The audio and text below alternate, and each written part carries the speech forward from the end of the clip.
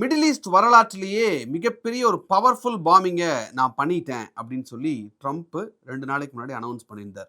Garg island ஈரானுடைய crown jewel, அதை நாங்கள் அடிச்சிட்டோம் அப்படின்னு சொல்லி அவர் சொல்லியிருந்தார். உண்மையிலேயே அந்த டைமில் பார்த்தீங்க அப்படின்னா மிலிட்ரி டார்கெட்ஸை மட்டும்தான் இப்போ டெஸ்ட்ராய் பண்ணியிருக்கோம்.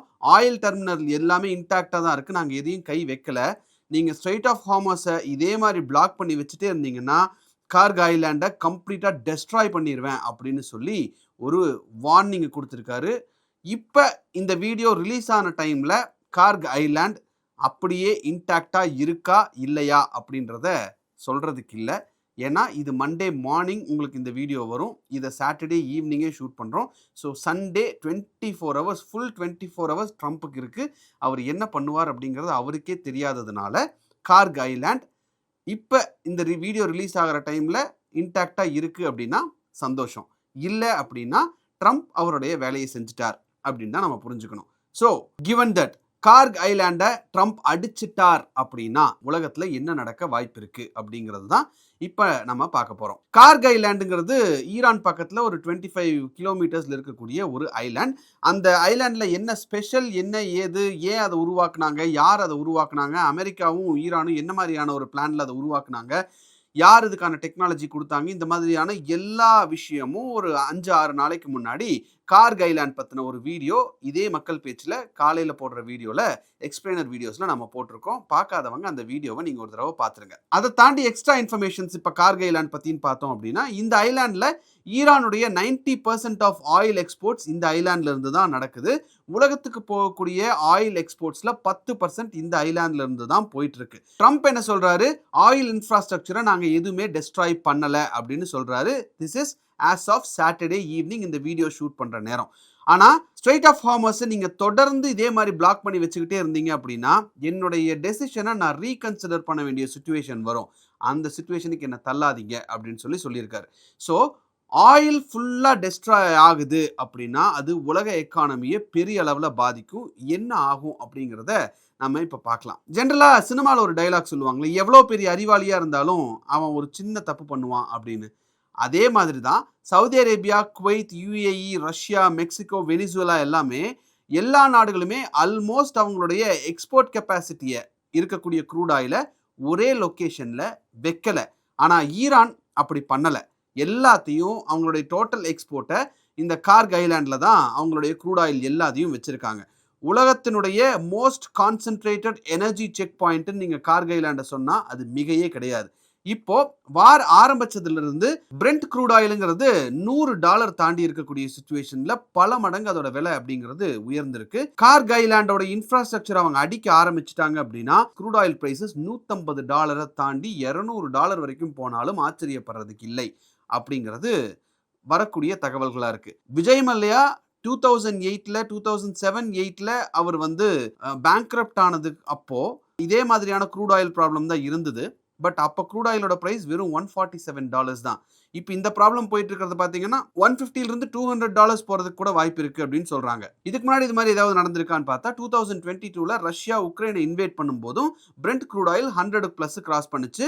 ஆனால் அதுக்கப்புறம் ஒரு 4 மாதம் அதே மாதிரியான ஒரு சுச்சுவேஷன் இருந்தது. அதனால் இன்ஃப்ளேஷன் அப்படிங்கிறது வேர்ல்டு ஃபுல்லாக இன்க்ரீஸ் ஆனதை நம்மளால் பார்க்க முடிஞ்சுது. பட் இந்த கார்க் ஐலாண்டை டெஸ்ட்ராய் பண்ணிட்டாங்க அப்படின்னா அது இருக்கிறதுலையே தி ஒஸ்ட் திங். ஏன் அப்படின்னா கார்க் ஐலாண்ட்லேருந்து போகக்கூடிய ஆயில் அப்படிங்கிறது அதிகமாக யாருக்கு போகுது அப்படின்னு பார்த்தீங்கன்னா, இரானியன் எக்ஸ்போர்ட்ஸில் 80% ஆஃப் த ஆயில் கார்க் ஐலாண்ட்லேருந்து போகிறது சைனீஸ் ரிஃபைனரிஸுக்கு தான் போகுது. சைனா உலகத்தினுடைய லார்ஜஸ்ட் ஆயில் இம்போர்ட்டர். நாம் அதுக்கு அடுத்தது வருவோம். ஏறக்குறைய 13 to 15 million barrels of oils அவங்க யூஸ் பண்ணுறாங்க ஒரு நாளைக்கு. நாம் 5.5 to 6 million barrels of crude ஆயிலை ஒரு நாளைக்கு யூட்டிலைஸ் பண்ணுறோம். ஸோ ஈரான் கிட்ட ஆயில் கிடைக்கல அப்படின்ற சுச்சுவேஷனில் சைனா சப்ஸ்டியூட் ஆயில்ஸ் என்னென்ன யார்கிட்ட கிடைக்கும் அப்படிங்கிறத பார்த்து அங்கே பிட் பண்ணுவாங்க. அதாவது மார்க்கெட் ப்ரைஸை விட நான் அதிகமாக உனக்கு பணம் கொடுக்குறேன் அப்படின்னு சொல்லி ஒரு பேரலுக்கும் $3 $4 சொல்லி பிட் பண்ண ஆரம்பிப்பாங்க. இப்படி ஒரு கண்ட்ரிக்கு போக வேண்டிய க்ரூட் ஆயில் இன்னொரு கண்ட்ரிக்கு மாறி மாறி மாறி மாறி போச்சு அப்படின்னா இந்த பிரச்சனைனாலேயே மினிமம் ஒரு பேரல் க்ரூட் ஆயில் அப்படிங்கிறது $10 $12-15 வரைக்கும் இன்க்ரீஸ் ஆக வாய்ப்பு இருக்கு. சைனா ஏற்கனவே பல ப்ராப்ளம்ஸ்ல இருக்காங்க. அவங்களுக்கு ஏற்கனவே தாய்வான் த்ரெட் இருக்கு. யூஎஸ் ட்ரேட் வார்னால அவங்களோட எக்கானமி ஸ்லோ டவுனா இருக்கிறத நாம பார்க்குறோம். அதுக்கு மேல இப்போ இந்த ஆயில் சப்ளை ஷாக் அப்படிங்கிறது பெரிய அளவில் இருக்குது. ஸோ சைனா எக்கானமி மேசிவ் ப்ரெஷரில் இருந்தால் சைனா தான் உலகத்துடைய factory. So oil price increase ஆச்சு அப்படின்னா மேனுஃபேக்சரிங் காஸ்ட் இன்க்ரீஸ் ஆகும், மேட் இன் சைனா ப்ராடக்ட்ஸ் எல்லாம் ப்ரைஸ் ஜாஸ்தி ஆகும், உலகத்தில் இன்ஃப்ளேஷன் அப்படிங்கிறது எல்லா பக்கமும் இன்க்ரீஸ் ஆகும். ஸோ சைனா சஃபர் ஆனால் உலகமே சஃபர் ஆகும் அப்படிங்கிறது தான் இப்போ இருக்கக்கூடிய ப்ராப்ளம். இந்தியாவுக்கு என்ன ப்ராப்ளம் வரும்? இந்தியாவை பொறுத்த வரைக்கும் பெட்ரோல் ப்ரைஸ் அப்படிங்கிறது இப்போ ஏறக்குறைய ஒரு 100 ரூபா ஒரு லிட்டர் அப்படின்னு நம்ம எடுத்துக்கிட்டோம் அப்படின்னா அது 140 150 ரூபா பர் லிட்டர் போகிறதுக்கான வாய்ப்புகள் இருக்கு அப்படின்னு சொல்கிறாங்க. ஸோ கார்கைலாண்டில் அமெரிக்கா ஒரு பாம்பு போட்டால் அது ஆட்டோமேட்டிக்காக உங்கள் கிச்சன் வரைக்கும் அதிரும். ஸோ என்ன நடக்கும்? கார்கைலாண்டை வந்து டிஸ்ட்ராய் பண்ணுறாங்கன்னா ஈரான்ட்டு இருந்து க்ரூட் ஆயில் சப்ளைங்கிறது கம்ப்ளீட்டாக கட் ஆகும். சைனா வந்து வேற பிட்ஸ் ஆல்டர்னேட்டிவ் பார்க்க ஆரம்பிப்பாங்க, ப்ரைஸ் ஸ்பைக் ஆகும். அதுக்கப்புறம் இந்தியா, ஜப்பான், கொரியா மாதிரியான நாடுகள் எல்லாமே இந்த வலையில மாட்டிட்டு பெரிய அளவில் பிரச்சனையாகும். சரி, சைனாக்கு கிடைக்கல, அது ஓகே, மற்ற நாடுகளுக்கெல்லாம் எப்படி க்ரூட் ஆயில் ப்ராப்ளம் வரும் அப்படிங்கிற ஒரு கேள்வி வரலாம். ஸோ இப்போ கார்கைலாண்டை டெஸ்ட்ராய் பண்ணிட்டாங்க அப்படின்னா ஈரானில் க்ரூட் ஆயில் ஈரான்ட்டு வாங்க முடியாது. சைனா வேற ஆல்டர்னேட்டிவ் பிட்ஸ் என்னங்கிறத பார்ப்பாங்க. இதனால ப்ரைஸ் ஹைக் அப்படிங்கிறது க்ரூட் ஆயிலுடைய ப்ரைஸ் இன்க்ரீஸ் ஆகும். அது ஆட்டோமேட்டிக்காக எல்லாத்தையும் பாதிக்கும்னு நம்ம பார்த்தோம். இந்த பிரச்சனையெல்லாம் முடிஞ்சிருச்சுன்னா க்ரூட் ஆயில் ப்ரைஸ் சீக்கிரம் இறங்கிடுமா அப்படின்ற ஒரு கேள்வி இருக்குல்ல. உதாரணத்துக்கு இப்போ நார்மல் க்ரூட் ஆயில் ப்ரைஸ் ஒரு பேரல் 75 அப்படின்னு வச்சுக்கோங்களேன். இந்த மாதிரி ப்ராப்ளம் ஆனோடனே சைனா என்ன பண்ணுவான், அந்த பிட்ஸ் நடத்துவாங்க ஏலத்தில். அதாவது நீ அவனுக்கு 100 பேரல் கொடுக்குறல்ல, அந்த 100 பேரலை எனக்கு கொடு, நான் ஒரு பேரலுக்கு $78 கொடுக்குறேன் அப்படின்னு சொல்லுவாங்க. ஃபார் எக்ஸாம்பிள் இந்தியா வந்து இப்போ எக்ஸிஸ்டிங் பையர் நம்ம எடுத்துப்போம்.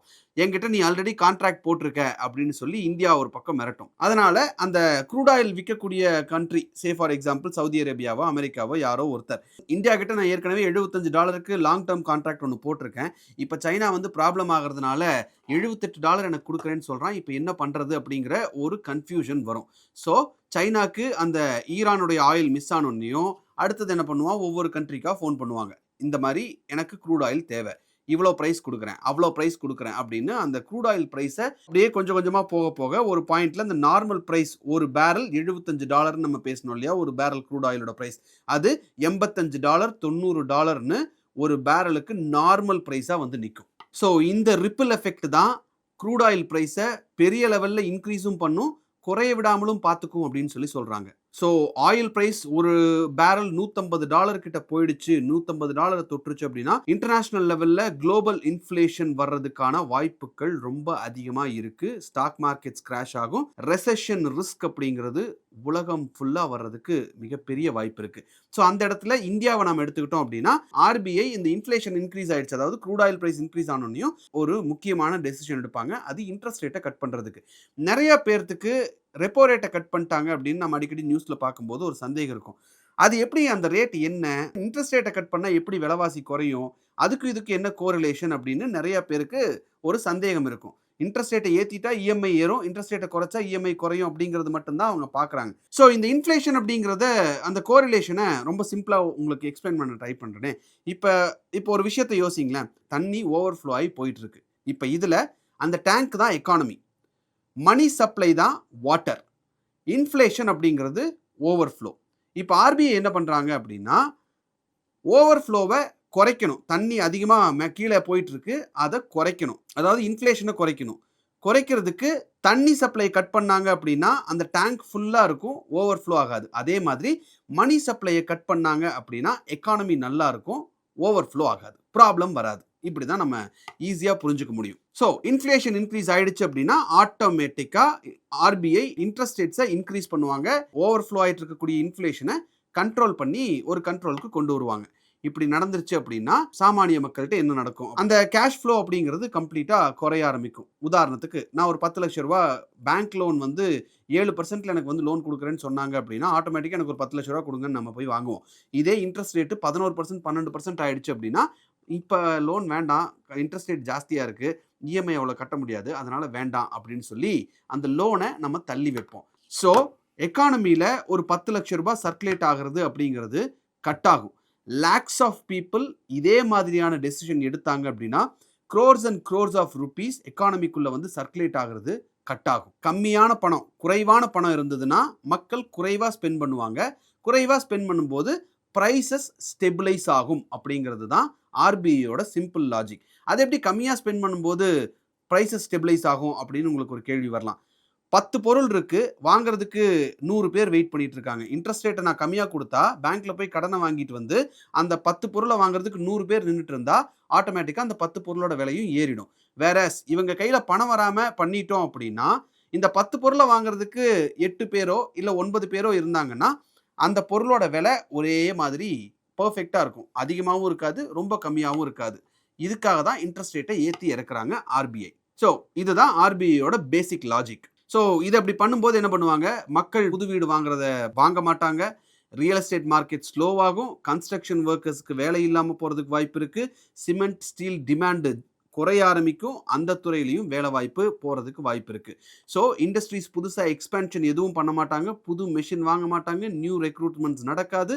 பிசினஸ் குரோத் அப்படிங்கிறது அந்த இடத்துல ஸ்டாப் ஆகும். கார் சேல்ஸ் நடக்காது. ஆட்டோ இண்டஸ்ட்ரி ஸ்லோ ஆகும். இந்த மாதிரி எல்லாமே ஓவரால் எக்கானமி அப்படிங்கிறது ஸ்லோ ஆகும். அந்த இடத்துல தான் ஸ்டாக்ஃப்ளேஷன் அப்படின்னு ஒன்று வரும். எதுவுமே வேகமா நகராம ஸ்டாக்னேட் ஆயிட்டு இருக்கிற இடத்துல பொருட்களோட விலையும் இன்க்ரீஸ் ஆகுது அப்படிங்கிறது தான் ஸ்டாக்ஃப்ளேஷன். ஃபார் எக்ஸாம்பிள், இப்போ ஒருத்தர் வந்து 50,000 ரூபாய் சம்பளம் வாங்குறாரு, 30,000 ரூபாய் செலவு பண்றாரு, 20,000 ரூபாய் சேமிச்சு வைக்கிறார் அப்படின்னா, இந்த ஸ்டாக்ஃப்ளேஷன் இருக்கக்கூடிய காலத்துல அந்த 50,000 ரூபாய் சம்பளத்துல மாச செலவே 45,000 ரூபாய் ஆயிடும். 5,000 ரூபாய் தான் சேர்த்து வைக்க முடியும். அதே ஸ்டாக்ஃப்ளேஷன் ரொம்ப ஒஸ்டா இருக்குன்னு வச்சுக்கோங்களேன், அவருக்கு வேலையே போக மாதிரியான சிச்சுவேஷன் கூட வரும்.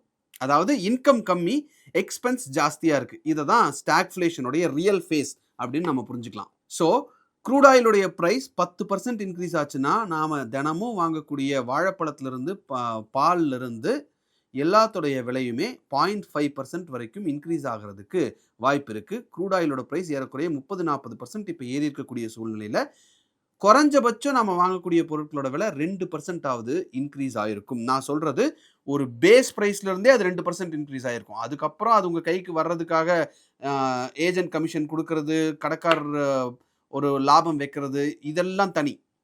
அந்த ப்ராடக்டோட பேஸ் பிரைஸ்ல இருந்தே 1.5-2% அப்படிங்கிறது அந்த காஸ்ட்ங்கிறது இன்க்ரீஸ் ஆயிடும். சரி, இதெல்லாம் வந்து ஒரு தியரி நீங்க சொல்றீங்க. ஆனா இதெல்லாம் நடந்திருக்கா அப்படின்னு கேட்டா எஸ், ஏற்கனவே நடந்திருக்கு. 1973ல யூஎஸ்ல நடந்திருக்கு. அது என்ன நடந்தது, எப்படி நடந்தது, அதனால யூஎஸ் எந்த அளவுக்கு பாதிக்கப்பட்டுச்சு, யூஎஸ் உடைய தாக்கம் மற்ற கண்ட்ரீஸ்ல எப்படி இருந்தது அப்படிங்கிறத நான் நாளைக்கு உங்களுக்கு எக்ஸ்பிளைன் பண்றேன். ஸோ இந்த வீடியோ உங்களுக்கு தெரிஞ்ச ஸ்டூடெண்ட்ஸ்க்கோ, உங்க வீட்டில் இருக்கக்கூடிய ஸ்டூடெண்ட்ஸ்க்கோ யூஸ்ஃபுல்லாக இருக்கும் அப்படின்னு நினச்சிங்கன்னா, அவங்கள இந்த வீடியோவை பார்க்க சொல்லுங்கள். உங்கள் ஃப்ரெண்ட்ஸுக்கும் இந்த வீடியோவை ஷேர் பண்ணுங்கள். இந்த வீடியோ உங்களுக்கு பிடிச்சிருந்தா இந்த வீடியோவை லைக் பண்ணுங்கள், ஷேர் பண்ணுங்கள், கமெண்ட் பண்ணுங்கள், சப்ஸ்கிரைப் பண்ணுங்கள். தேங்க்யூ.